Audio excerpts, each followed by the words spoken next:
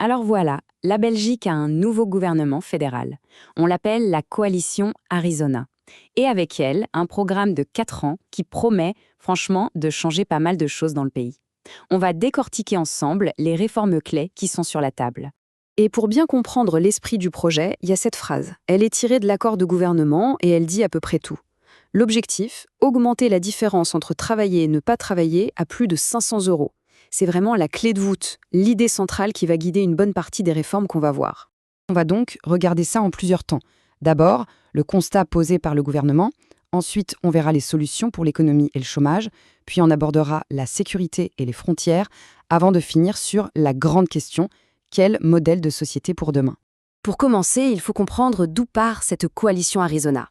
Pour justifier son programme, elle dresse un diagnostic assez précis des défis qui attendent la Belgique. Voyons un peu les problèmes qu'elle a mis en avant. Alors, ce diagnostic, il met en lumière plusieurs points jugés critiques. Sur le plan économique, il y a la situation budgétaire qualifiée de préoccupante, la pression fiscale très forte sur le travail et ce fameux paradoxe du marché de l'emploi. Beaucoup de chômage, mais aussi énormément de postes vacants. Et puis, il y a les défis sociaux, la viabilité des retraites, la maîtrise des flux migratoires et le manque de moyens pour la sécurité. C'est ce constat qui sert de base à tout leur plan d'action. Bon, face à ces problèmes, le gouvernement arrive avec un plan économique assez ambitieux. Le but, c'est de faire d'une pierre deux coups, assainir les finances publiques et en même temps relancer la croissance. Ce projet économique, il repose sur 3 grands piliers. Le premier, c'est une réforme fiscale pour augmenter le salaire net, histoire de rendre le travail plus attractif. Deuxièmement, on repense les aides aux entreprises. L'idée est de moins subventionner de manière ciblée et de baisser les charges pour tout le monde, pour la compétitivité. Et enfin, troisième point, une nouvelle taxe de 10% sur les futures plus-values financières, crypto incluses. Ça, c'est présenté comme une contribution de solidarité. On arrive maintenant au plat de résistance. La mesure qui fait le plus parler d'elle et qui pourrait vraiment changer le modèle social belge, la réforme de l'assurance chômage. C'est le cœur du réacteur du projet Arizona. Alors, le point crucial, c'est celui-là. Le gouvernement veut limiter dans le temps les allocations de chômage. L'idée qui circule, c'est qu'après une période, disons 2 ans, le droit aux allocations pourrait tout simplement s'étendre. L'objectif affiché, c'est d'utiliser ça comme un instrument d'activation pour, en quelque sorte, pousser au retour à l'emploi. Pour se donner une idée de l'impact, les opposants à la réforme ont fait les calculs.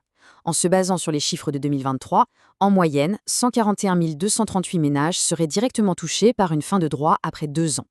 C'est un chiffre qui permet de mesurer l'échelle humaine de cette politique. Et cette image, elle illustre parfaitement l'argument principal des critiques. Pour eux, cette réforme, ce n'est pas une mesure d'économie, c'est un transfert de charges. On voit bien le camion, qui représente l'État fédéral, qui se décharge en quelque sorte du coût des chômeurs de longue durée sur les communes, symbolisé ici par la bouée de sauvetage du CPAS, le Centre public d'action sociale. Et ce transfert, bien sûr, il a un coût. Ce tableau donne une idée des projections de l'impact financier annuel pour les grandes villes du pays. Et les montants sont énormes. On parle de plus de 30 millions d'euros pour Anvers, plus de 28 millions pour Bruxelles et des sommes du même ordre pour Liège et Charleroi. Ce sont les budgets locaux qui devraient donc absorber ce choc. On a donc 2 logiques qui s'affrontent complètement. D'un côté, le gouvernement qui pense que limiter les allocations va activer les chômeurs et les pousser à accepter les jobs disponibles. Et de l'autre, les critiques qui répondent que couper les aides, ça ne crée pas d'emploi par magie et que ça risque surtout de submerger les services sociaux locaux et d'enfermer les gens dans la précarité. Cette phrase de l'économiste Philippe Desfeil, elle résume très bien cette position critique. L'idée derrière, c'est que la cause du chômage de longue durée n'est pas forcément un manque de motivation, mais plutôt un manque de qualification, des problèmes de santé, de mobilité, et selon cette vision, supprimer une allocation ne résout aucun de ces problèmes de fond. Allez, on change de sujet pour passer à un autre grand volet du programme, la sécurité. Et ça couvre 2 domaines bien distants, la défense du pays et la gestion des frontières et de la migration. D'abord, la défense. Là, l'accord est très clair. Il fixe une trajectoire de dépenses à la hausse.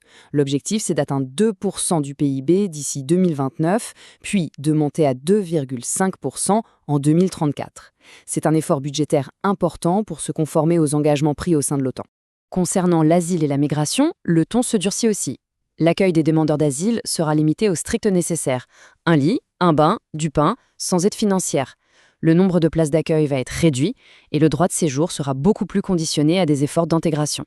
Bref, l'objectif affiché, c'est un contrôle plus strict des flux migratoires. Au final, si on prend un peu de hauteur, tout cet accord de gouvernement nous amène à un débat de fond sur le type de pays que la Belgique veut devenir.